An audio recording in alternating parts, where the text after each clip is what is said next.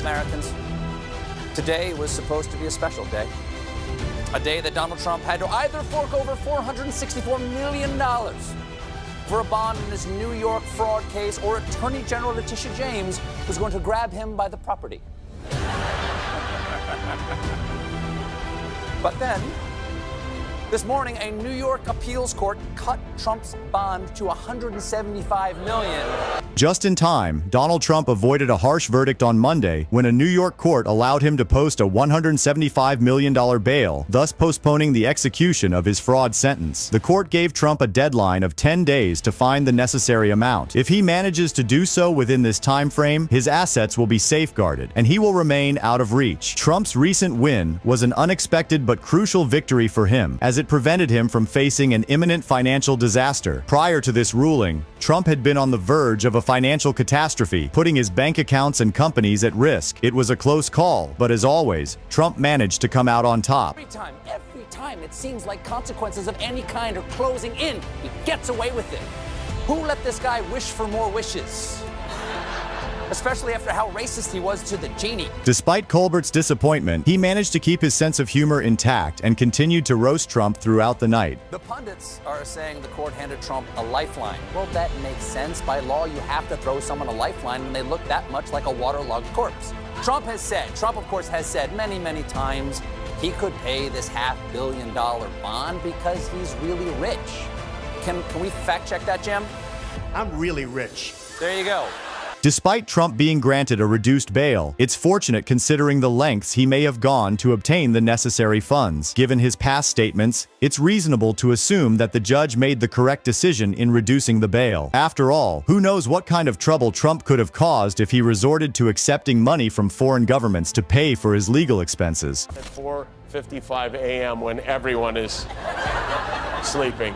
Even the guy who makes the donuts is sleeping. It's called projection. He's embarrassed that he's the one who keeps falling asleep, so he projects it on... It's no secret that President Trump enjoys using nicknames and insults to mock his political opponents. One of his favorite jabs at former Vice President Joe Biden has been the Sleepy Joe nickname. However, recent events have made this particular insult seem a bit ironic. In recent weeks, President Trump's own lawyers have had to deal with the real problem of their client dozing off in court. This is not a good look for the president, especially considering the high-profile cases that are currently being litigated. It's hard to imagine a scenario where a judge or jury would be impressed by a defendant who can't stay awake during his own trial. Given these circumstances, it seems rather odd that President Trump would continue to use the Sleepy Joe nickname. After all, more people now associate the president himself with sleeping in court than they do with his political rival. It's possible that Trump is simply unaware of the irony of his own behavior, or perhaps he is hoping that his nickname will stick to Biden regardless of the facts. Whatever the case may be, it would be wise for President Trump to take a step back and reassess his approach. If he continues to doze off in court and lose track of what is happening, he may end up losing his case and wishing for a do-over. It's important for him to understand what is going on around him and to be fully engaged in his legal battles if he wants to come out on top. The biggest story out of the trial continues to be Trump's adventures in Slumberland.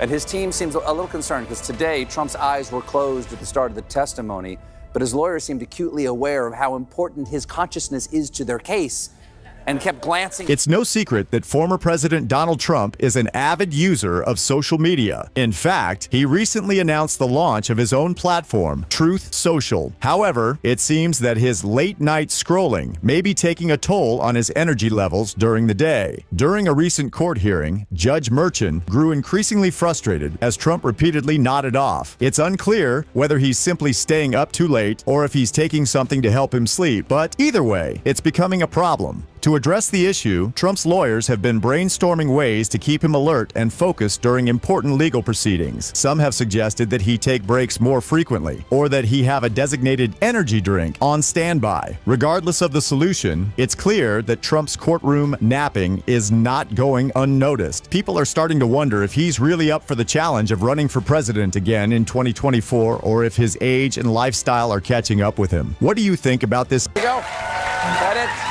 That makes sense? Yep. What we did get was a thorough retelling of their one night of passionate sexing when Trump and Stormy became the celebrity couple Stumpy. What? I'm sorry. I forgot. Not supposed to describe his genitalia. Colbert shared a different anecdote regarding the encounter between Stormy and Trump. The two first met at a celebrity golf event in 2006 when Trump was 60 years old and Stormy was 27. Stormy recounted her experience of that night. Stormy testified that Trump invited her to dinner through his bodyguard, and that once she arrived at his hotel, he emerged wearing silk or satin. During her encounter with a 60-year-old man, Colbert poked fun at the outfit she was wearing. His comment was along the lines of this: Details that are too salacious will not be admitted, and that in terms of the sexual act, it's not going to involve any description of genitalia. Upon arrival to the hotel room, Stormy emerged donning luxurious pajamas and proudly displayed them to Trump. She humorously claimed to have swiped them from Hugh Hefner's closet. Despite their plans to dine together, they never made it to the restaurant. Trump monopolized the conversation, talking incessantly about himself and even flaunting a magazine with his face on the cover. Stormy eventually grew frustrated and jokingly suggested hitting him with the magazine. It was then that Trump realized she was not interested in him romantically. Trump talked endlessly about himself and showed her a copy of a new magazine that featured him on the cover. Stormy interrupted and said, "Are you always this rude? You don't even know how to..." Stormy then brought up a contentious issue. Stormy then told Trump that someone should slap him with the magazine, and then she spanked him with it, quote, right on the butt. After they settled down for dinner, Stormy asked about Melania, Trump's wife. She then suggested that they watch Trump's reaction to her question. After the spanking, Stormy said that they sat down to dinner in the hotel suite where she asked about Melania, and he told her not to worry because they didn't even sleep in the... Colbert playfully suggested that Trump couldn't have slept in the same bed as Stormy Daniels because of her loud snoring. However, Trump didn't stop there. He went on to make a comparison between his own daughter and Daniels. "You remind me of my daughter." A new layer of complexity to the ongoing controversy. Nonetheless, the ongoing drama became more intricate with the addition of a comparison between Stormy Daniels and Ivanka Trump. And if you ever thought that this avalanche of legal scrutiny would somehow shame Trump from his nonstop grifting of the rubes, you are a sweet, sweet child, one of God's innocence, and should not be allowed in the room where Daddy keeps his sharp things. Once again, Stephen Colbert, the renowned comedian and late show host, took a dig at Donald Trump, the Republican nominee for the 2024 presidential elections. In a hilarious 7-minute segment, Colbert mocked Trump over his endorsement of the $1.60 God Bless the USA Bible. Like other late-night hosts, Colbert also criticized Trump for boasting about winning 2 golf championships at his own golf course and exposed him as a serial cheater. In response, Trump called Colbert a no-talent guy. Colbert began the video by discussing Trump's numerous legal battles, including the Stormy Daniels hush money case that has been making headlines. However, there was a rare positive update on one of Trump's thousands of court cases that week. The judge overseeing the case issued a gag order on Trump, which is a court-imposed restriction that prevents public statements from those involved in the case, including lawyers, witnesses, plaintiffs, and defendants. This is done to protect the legal process. Given Trump's reputation, the gag order seemed fitting. Colbert is a frequent user of social media, using it to express his opinions and ideas as much as 77 times a day. Despite a recent gag order that prevents him from discussing certain topics, Colbert still finds humor in the situation while questioning its implications.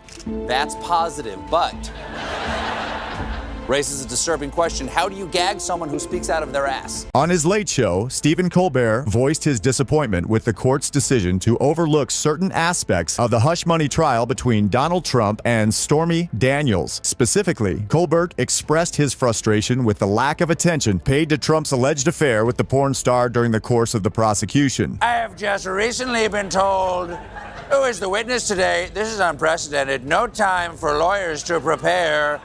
No judge has ever run a trial in such a biased and partisan..." The recent court appearance of Stormy Daniels as a witness in a trial involving Donald Trump marked a major moment in American legal history. This controversy began in the early morning as Daniels prepared to testify about hush money. Trump took to social media to express his frustration and accused the judge of bias, though the comment was quickly deleted. However, Stephen Colbert caught wind of it and mentioned it on his show, proving that nothing stays hidden for long. It did not occur to you or your lawyers that the Stormy Daniels hush money trial might involve an appearance by Stormy Daniels? That's like a cook at Burger King saying, "Oh my God, someone ordered a Whopper. What do we do? I had all these kale Caesars ready to go." Thank you for having me. He can't really get one because he's not a good credit risk. He hasn't been a good credit risk for a very long time. During the 90s, 6 or so of his companies went bankrupt. So that Is the long-awaited moment of Trump facing the consequences finally approaching? Even though on Friday, Trump said he has $500 million in cash undercutting his lawyer's claims. That's like if OJ tried to put on a glove and said, "This doesn't fit, but I do love stabbing. Stab, stab, stabbity, stab. Stabbity, stab." He couldn't resist intensifying his criticism due to this situation. However, it may appear implausible. How can Trump be completely bankrupt and unable to pay anything? What about his banks and loans? These are valid inquiries. As it turns out, he was denied funding from every source, which is unsurprising to us and Stephen Colbert. Hello, Gecko. Would you give me half $1 billion? No? That is outrageous. I demand to speak to your caveman. No, I've already tried all the banks. Tyra, Azalea, Special Agent Cody. Hello? And Click. It has been reported that Trump has reached out to at least 30 companies, if not more, to request financial support for his bail. Trump and his legal team had until March 25th to come up with the necessary funds to secure bail for a multi-million-dollar judgment. Despite knowing that he couldn't gather the money in time, Trump attempted to request a lower bail or no bail at all, claiming that he'd suffer irreversible harm if forced to sell his properties. This request is nonsensical, as we all know he won't win his appeal. If Trump can't secure the bond, things won't look good for him. Officials will restrict any legal maneuvers and tie his hands to prevent him from pulling any tricks. Then, they'll go after his cash. Experts suggest that the first move would be to seize his bank accounts to take money from Trump's accounts. State prosecutors will need to approach the sheriff of New York City to proceed. While the notion of obtaining a warrant to seize Trump's bank accounts seems like a thrilling prospect, it's important to consider the difficulties that come with seizing assets on a larger scale, such as buildings and companies. The process of transferring ownership of 500 corporations and LLCs to the sheriff for public auction is a lengthy one, and only then can they hope to satisfy the judgment or retrieve the $455 million owed. Although this may seem like a nightmare, it is entirely possible. As for Trump, it appears he has no way to circumvent this predicament. During a comedic segment, Colbert poked fun at Greenwood's song and suggested that people should also be aware of his other major hit, "Thank You for Blessing the USA, God." This implies that Greenwood may not be well known, which is understandable since the song was released in the 80s.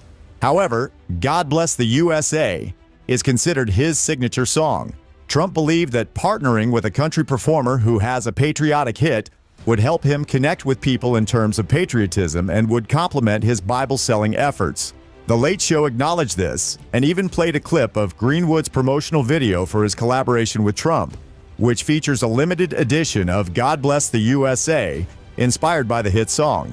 I believe the God Bless the USA Bible is the best holy scripture named after a country song since the Take This Job and Shove It Bhagavad Gita. During his late-night show, Stephen Colbert took a jab at a recent political advertisement that boasted having the most patriotic anthem in the country. Colbert playfully challenged his audience to name a more renowned patriotic tune, only to later reveal that he was just kidding. With a grin, he declared that the most patriotic anthem in the USA is undoubtedly "Party in the USA" by Miley Cyrus, eliciting laughter from his viewers. Colbert then extended his gratitude to Cyrus for her service with a touch of sarcasm, before changing the subject to President Trump's recent photo opportunity with a Bible. With a wry smile, Colbert made a clever reference to Johnny Paycheck's "Take This Job and Shove It" as being the best holy scripture named after a country song, all while subtly acknowledging the revered Hindu scripture, the Bhagavad Gita. Colbert's sharp wit and astute observations about politics and culture have made him a favorite in the late-night talk show scene, and his latest monologue was no exception. Amidst the difficulties of the current situation, everyone manages to find something humorous to brighten their mood. Gag order. You ask me a question, a simple question, I'd like to give it, but I can't talk about it. Because this judge has given me a gag order and say you'll go to jail if you violate it. And frankly, you know what? Our Constitution is much more important than jail. It's not even close.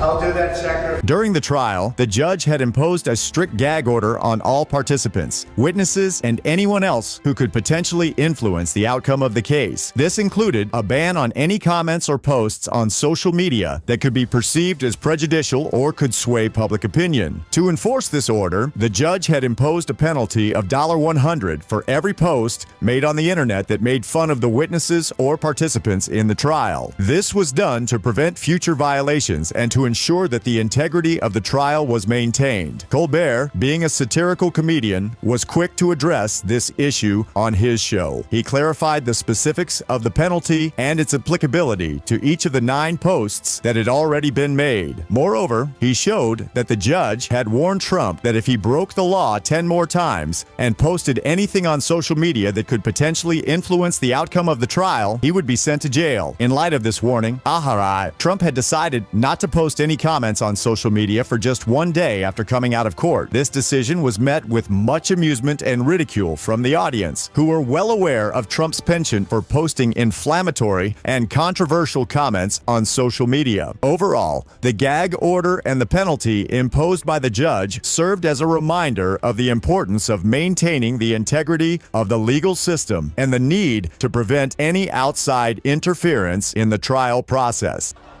The guiltier he is, the more the crowd loves him. It's never a great sign when your press conference answers could just as easily be cackled by the Joker. It is no secret that Donald Trump has always been a controversial figure, and his recent statements are no exception. Even though some may be shocked by his words, it is important to remember that they are consistent with his past behavior. From his divisive rhetoric to his questionable business practices, Trump has always been a polarizing figure in the public eye. However, it is not just his words that are causing concern. Trump's actions, or lack thereof, are also a cause for worry. Despite numerous warnings and pleas from health experts, he continues to downplay the severity of the COVID-19 pandemic and refuses to take appropriate action to protect the American people. But as the saying goes, what goes up must come down. Trump's inevitable downfall seems to be approaching rapidly, and we will continue to report on it as it unfolds. Whether it is due to his numerous legal troubles or his inability to effectively govern, the end of his presidency seems to be in sight. If his appeal fails, which seems likely, bankruptcy may be his only option. It is no secret that Trump has a history of financial troubles, and his reluctance to acknowledge them may finally catch up with him. Despite his wealth and power, he is not immune to the consequences of his actions. Furthermore, Trump's reputation has been irreparably damaged by his conviction for fraud. This is a fact that he cannot deny. No matter how hard he tries to spin the narrative, his legacy will forever be tarnished by this stain on his record. In conclusion, it is clear that Trump's time in the spotlight is coming to an end. The American people deserve better than a president who prioritizes his own interests over the needs of the nation. As we continue to report on his downfall, we must remain vigilant and hold our leaders accountable for their actions. Share your opinions with us in the comment section, and we'll catch you in the next video.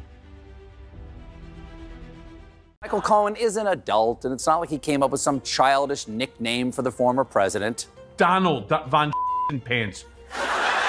Trump is having a hard time accepting the restraining order that prevents him from retaliating against insults hurled his way. He has been whining like a child about how unfair it is that he can't defend himself. However, he seems to take pleasure in the fact that Michael Cohen can now say whatever he wants about him without any limitations. Cohen went as far as calling him Donald Von Pants in a recent public statement, which Trump found so insulting that he couldn't handle it. I really didn't think I'd enjoy that as much as I just did.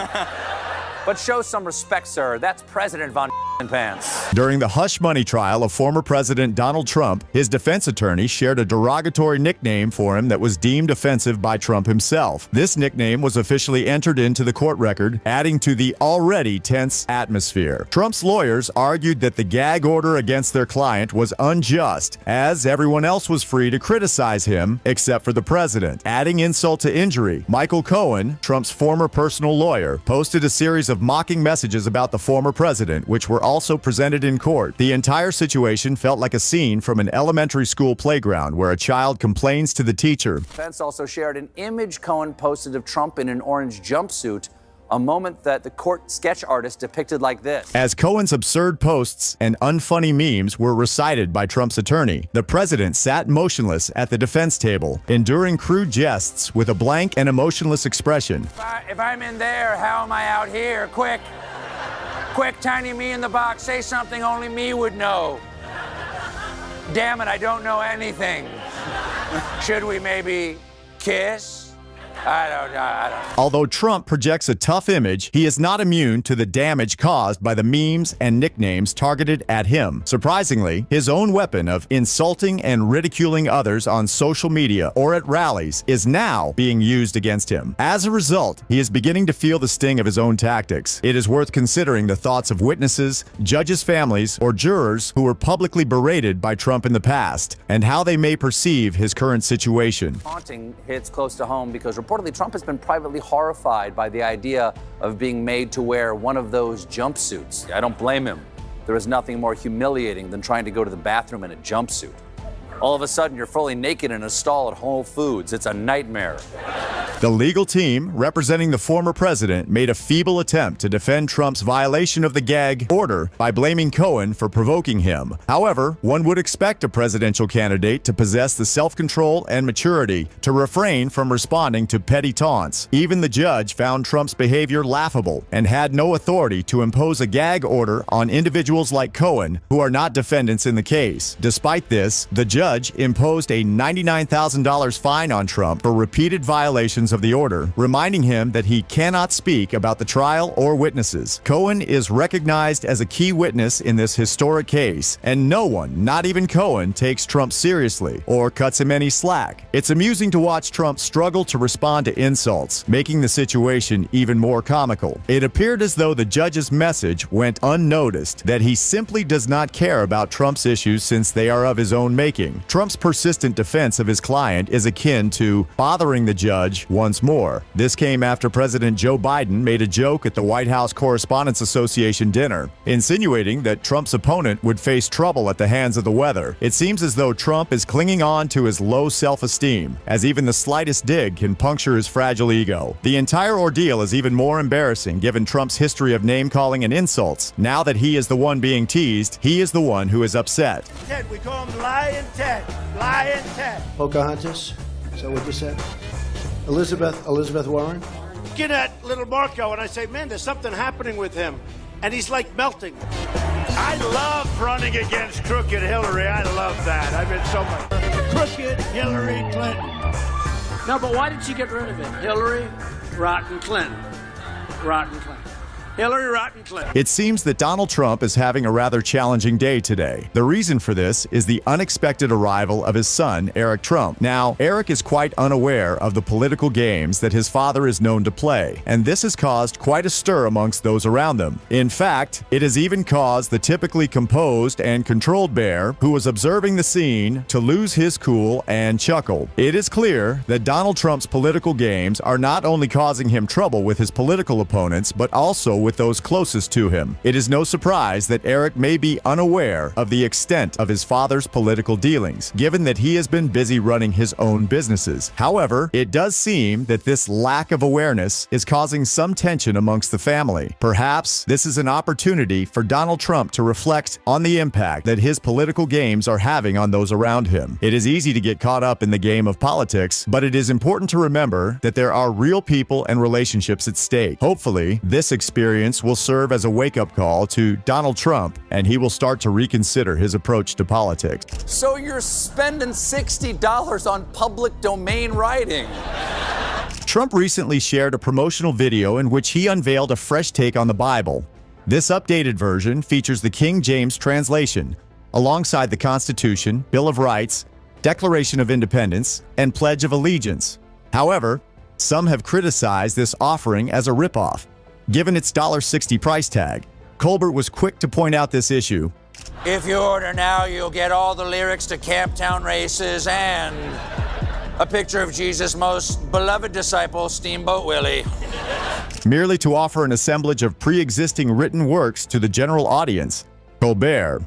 During his show, Colbert shared another clip from Trump's promotional video where he politely encouraged Americans to keep a Bible at home. Specifically, this Bible He even mentioned having so many Bibles at home that he needs spares because they burst into flames whenever he touches them.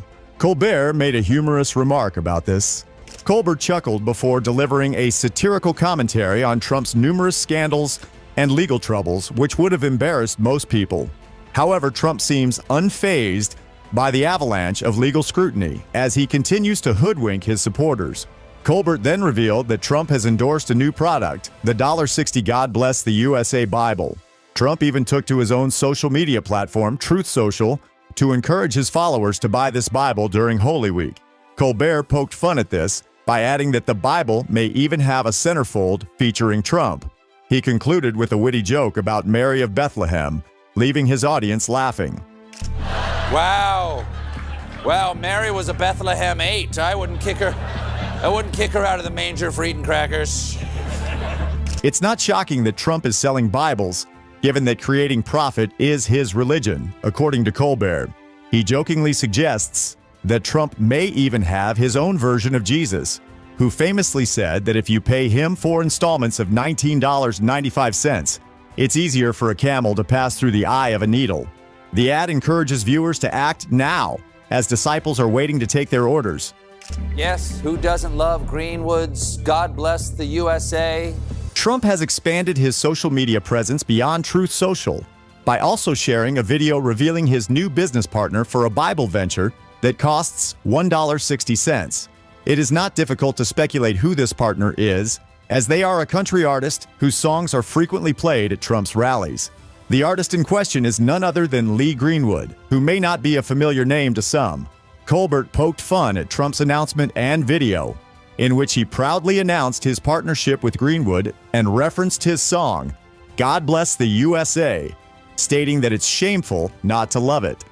Introducing the limited edition God Bless the USA Bible, inspired by Lee Greenwood's hit song and the most recognized patriotic anthem in America, God Bless the USA. Colbert found humor in Trump's deleted post and used it to draw attention to the stark contrast between Stormy Daniels' testimony and a Burger King cook's inability to make a Whopper. The joke emphasized the absurdity of Trump's protest, especially considering Daniels' potential significance as a witness in the hush money case. Despite the trial proceeding, the deleted post lingered in the minds of witnesses and raised doubts about Trump's tactics and the fairness of the proceedings. While some saw it as a desperate attempt to discredit the trial, others interpreted it as a sign of Trump's unease with Daniels' testimony. However, Trump's tension only increased when he posted a video criticizing the court's bias and lack of preparation time for his attorney. Colbert made sure to point out the irony of Trump's allegations of bias given his own history of controversial remarks and actions. Trump's lawyers tried to prevent Stormy from testifying today before she took the stand. Trump's team objected to her including any details of any sexual act, to which prosecutors promised details that are too salacious will not be admitted, and that in terms of the sexual act, it's not going to involve any description of genitalia. Trump's legal team made every effort to prevent Stormy Daniels from discussing any sensitive topics during her court appearance. Specifically, they forbade her from revealing any details about her intimate relationship with the former president. Although the prosecution team agreed to avoid certain offensive topics, they still sought to use Daniels' testimony to shed light on the details of the affair and the hush money payment. Despite the opposition she faced, Daniels remained strong and resolute, determined to share her story with the world. Throughout the proceedings, she was closely monitored, yet she refused to back down or be intimidated. In the end, her courage and persistence paid off as she was able to testify to the truth of her experiences, even in the face of attempts to silence her. In response to Trump's team's attempts to deny and ridicule the affair, Daniels stood tall and spoke her truth. Boo! We want to hear about his itsy bitsy teeny weeny. Those aren't polka dots linguini. Now, what we did. Colbert teased their intense romance and dubbed them with playful monikers such as Stumpy and the famous duo. Nonetheless, he refrained from delving into the specifics of Trump's anatomy in a comical manner. About venereal diseases in the adult industry, asking her if she ever had a bad test. Because I passed mine with flying colors. Person, woman, man, camera. STD. The trial involving Trump was already scandalous, but it became even more intriguing when another layer of controversy was added. This fueled the public's curiosity and suspicion towards Trump's behavior and character. Colbert took a jab at Trump for inquiring about Daniel's potential diseases or bed tests, which added to the criticism of Trump's simplistic mindset. He went to the bathroom in Trump's suite and saw a leather-looking toiletry bag. Nope. Again, we're not supposed to describe Trump's gender. Upon concluding her dinner, Stormy Daniels made her way towards the Trump restroom. What did she come across during her visit? Objection, Your Honor. No, Your Honor. Objection. There is no way that woman had sex with my daddy because she didn't once mention him giving a special kiss to her belly button. Because that's where the baby comes out. Hello, Geico Gecko? Would you give me half $500 million? No? That is outrageous. I demand to speak to your caveman. When Trump comes to mind, you probably envision a wealthy man, perhaps even a billionaire. Magazines like Forbes often tout him as one of the richest individuals on earth. He also tends to boast about his wealth excessively, possibly even more than necessary. Good. Here's the good news. I'm very rich. I don't need anybody's money. It's nice. I'm really rich. I'm the most successful person ever to run. Fortunately, I'm very rich. So I have a total net worth. And now with the increase, it'll be well over $10 billion. I'm not doing that to brag, because you know what? I don't have to brag. It's quite bothersome when someone constantly boasts about their wealth, but what's even worse is when it's a complete fabrication. This is the case with Trump, who claims to have a vast fortune, yet in reality, he has no money at all. It's not surprising that he's a pathological liar, as he hasn't said anything truthful in ages. What's truly astounding is that he can't even afford the bail for one of his fraud cases, which amounts to a whopping $500 million.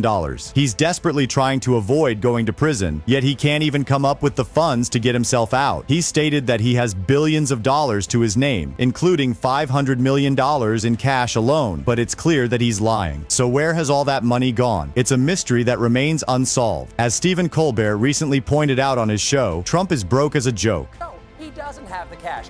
Aha. Caught you now.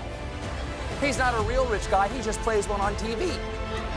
Donald Trump has $1 billion the same way Patrick Stewart has a spaceship. Colbert can mock Trump without fear of legal backlash because Trump lacks the financial resources to sue for defamation. Trump's current financial state is such that anyone can criticize him freely. Today is our chance to demonstrate this. First, let us examine how much money Trump has, or at least how much he professes to possess or fantasizes about having. It is commonly believed that Trump's net worth is approximately $7. Not only is he penniless, but a judge in the New York Appeals Court has ordered the former president to provide bail worth the staggering sum of $454 million to halt the enforcement of the existing judgment against him. Trump's legal team maintains that he cannot afford to post bail, leaving him in a hopeless predicament. He's cheated against Dustin Johnson. And when I asked them, why did you let him cheat and take the $20, they all say the same thing. I wanted my own story about Trump cheating. Late night host Stephen Colbert recently shared some surprising news with his audience. It turns out that former U.S. President Donald Trump may not have won as many golf cups as we thought. This revelation came as a shock to many, especially considering Trump's self-proclaimed status as a winner. In a clip from an interview with sports writer Rick Riley, it was revealed that Trump's golf victories were largely due to cheating, with several famous golfers allowing him to gain an unfair advantage. According to Riley, many people were hesitant to confront Trump out of fear of damaging their own careers or reputations, while others simply wanted to stay on his good side. It seems that Trump's success on the golf course may not have been entirely legitimate after all. Trump's honesty and integrity have been brought into question following recent events, causing a commotion among the public. The lasting effect on Trump's legacy is yet to be determined, but this revelation has further complicated his already contentious presidency. To close the segment, Colbert employed irony by suggesting that people might be tempted to let Trump win because it's the only way they'll hear about him cheating, unless they marry him. Trump is known to dislike criticism, especially from late-night hosts like Colbert, whom he has referred to as not talented and filthy. Despite this, Colbert frequently mocks Trump's recent ventures and contradictory statements.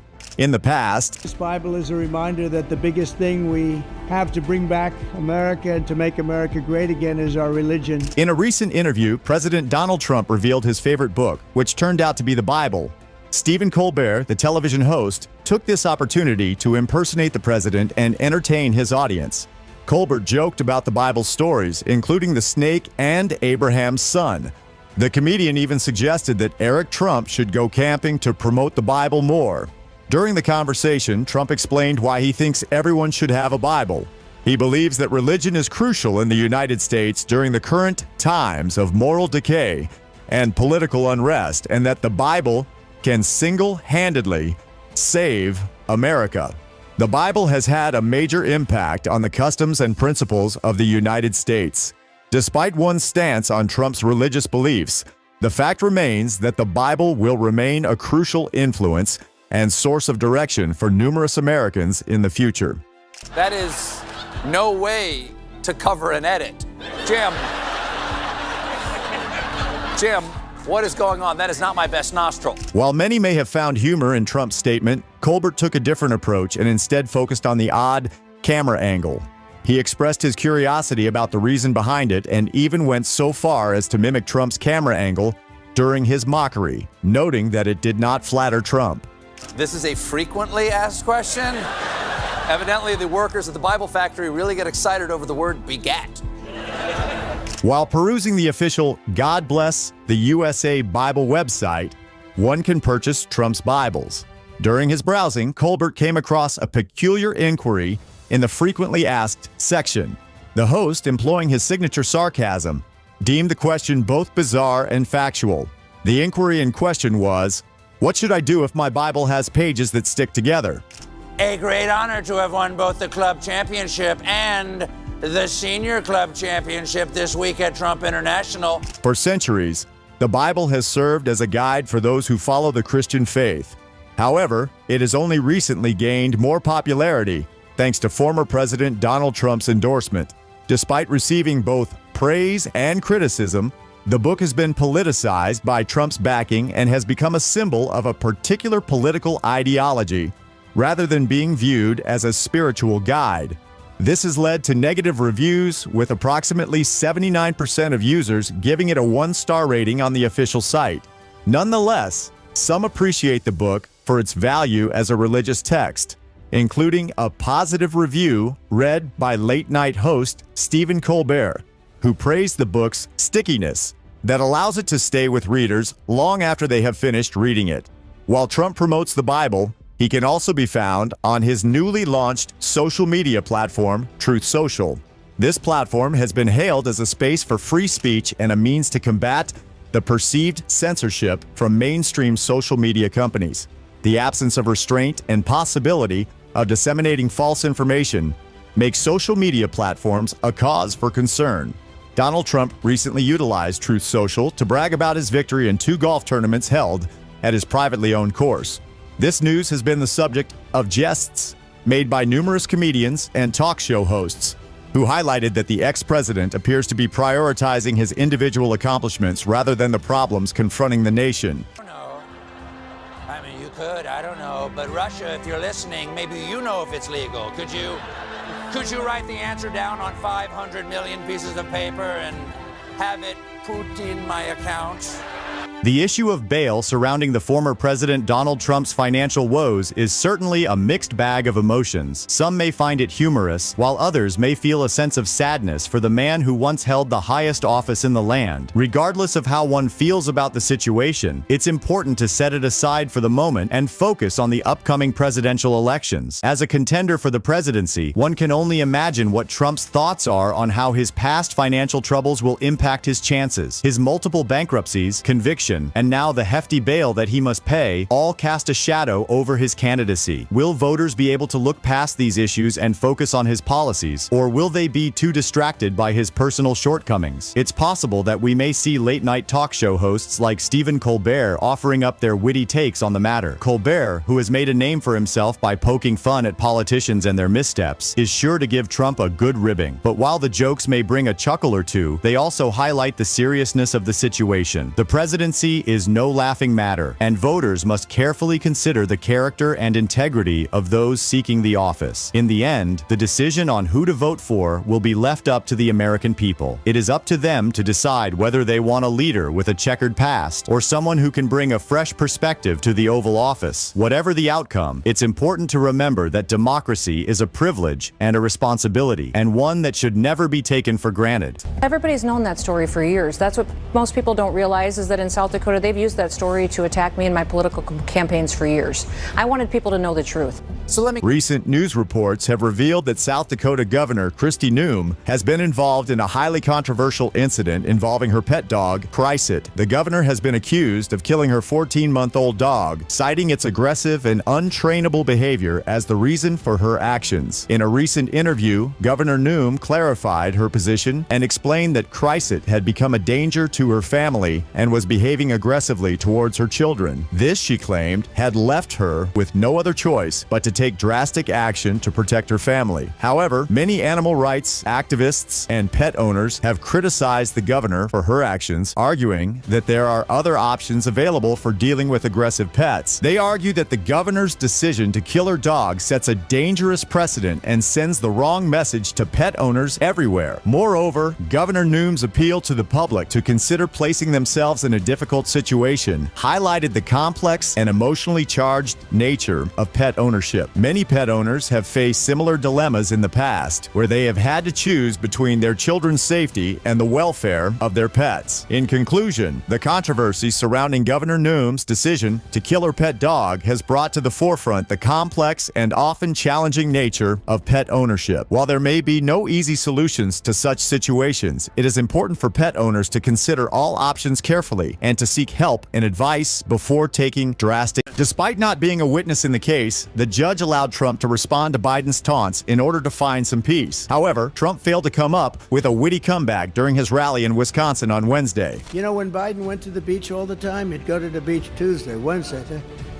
One of his idiot consultants said he looks good in a bathing suit. He's 81 years old. Historically, Cary Grant didn't look good at 81 in the bathing. It's unclear who Trump believes himself to be, but he lacks the authority to judge another's appearance in swimwear. Trump's physical build is hardly divine, unless he has a unique perspective. Donald Trump has said a lot of horrible things, but none worse than claiming that Cary Grant did not look good in a bathing suit. At any age.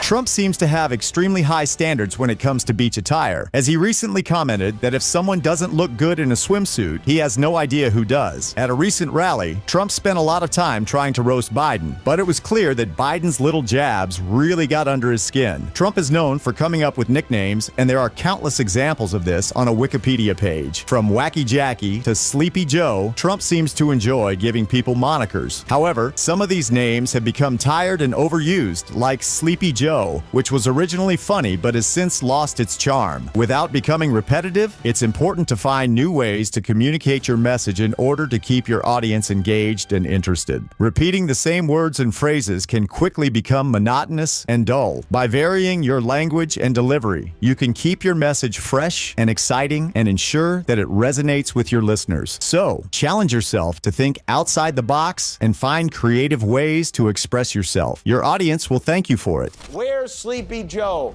He's sleeping, that's where.